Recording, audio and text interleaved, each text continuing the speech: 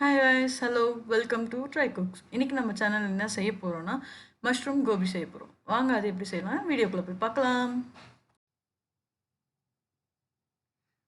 Mushroom Gopi செய்கிறதுக்கு ஒரு 200 gram mushroom எடுத்து அதில் ஒரு பவுலில் கட் பண்ணி வச்சுக்கோங்க. ரொம்ப பொடி பொடியாக நறுக்கிட வேண்டாம், கொஞ்சம் மிதமாக உங்களுக்கு அளவு கொஞ்சம் பெருசாக போட்டுக்கோங்க. ஏன்னா எண்ணெயில் போடும்போது கொஞ்சம் சின்னதாக தான் வரும். அதனால் கொஞ்சம் இதுவாக மீடியம் சைஸில் கட் பண்ணி வச்சுக்கோங்க. இதில் 3 டேபிள் ஸ்பூன் கார்ன்ஃப்ளவர் மாவு ஆட் பண்ணிக்கலாம். இதை வந்து கொஞ்சம் நல்லா ஜலிச்சிக்கலாம். அப்போ கொஞ்சம் நல்லா கோட்டட் ஆகும். ஏதாவது திட்டாக இருந்தால் கூட அதெல்லாம் ரிமூவ் பண்ணிடலாம். இதை வந்து நல்லா மிக்ஸ் பண்ணி வச்சுக்கோங்க. அந்த மாவும் அது வந்து காளானும் நல்லா கோட் ஆகுற மாதிரி நல்லா மிக்ஸ் பண்ணிக்கோங்க. இப்போ வந்து சிக்கன் மசாலா வந்து ஆட் பண்ணிக்கலாம். இப்போ உங்களுக்கு மஷ்ரூம் மசாலா வந்து இருந்துச்சு கிடச்சிச்சு அப்படின்னா நீங்கள் அதுவும் கூட ஆட் பண்ணிக்கலாம். மணங்காட்டு மசாலா ஆட் பண்ணிக்கலாம். ஸோ இன்றைக்கி வந்து நாங்கள் சிக்கன் மசாலா ஆட் பண்ணியிருக்கோம். அது ஒரு 3 டேபிள் ஸ்பூன் ஆட் பண்ணிக்கலாம். அப்புறம் 1 டீஸ்பூன் மிளகாத்தூள் காரத்துக்கு ஏற்ற மாதிரி ஆட் பண்ணிக்கலாம்.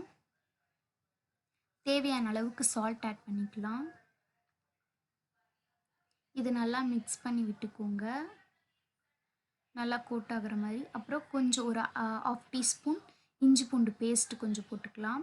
ஒரு முட்டை உடச்சி ஊற்றிக்கலாம். அது நல்லா கோட் ஆகிறதுக்காக தான். இந்த எக்கு எதுக்கு ஹெல்ப் ஆகுது அப்படின்னா, நம்ம போட்டிருக்க மசாலாலாம் வந்து அந்த காளானோட நல்லா கோட் ஆகிறதுக்கு ரொம்ப ஹெல்ப்ஃபுல்லாக இருக்கும். இது வந்து மசாலா வந்து பிரிஞ்சு வராது முட்டை போட்டோம் அப்படின்னா. அதுக்கு தான் எக் போடுறோம். ஸோ நீங்கள் அந்த மாதிரி ட்ரை பண்ணி பாருங்கள். நல்லா மிக்ஸ் பண்ணிக்கோங்க. நீங்கள் வந்து வாட்டர் ஆட் பண்ண வேண்டாம். ஏன் அப்படின்னா ஏற்கனவே காளான் வந்து தண்ணி விடும்.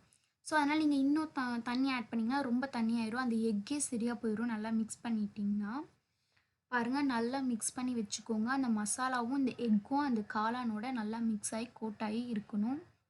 நல்லா கோட் பண்ணி வச்சுக்கோங்க.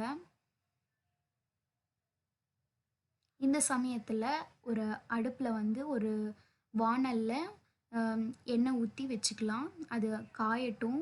அதுக்குள்ளே இது வந்து நல்லா நம்ம கோட் பண்ணி விட்டுக்கலாம். பாருங்கள் எப்படி கோட் பண்ணுறோம். நல்லா ஃபுல்லாக கோட் பண்ணி விடுங்க. ஏன்னா அங்கங்கே திட்டா மசாலா வந்து இருந்துடக்கூடாது.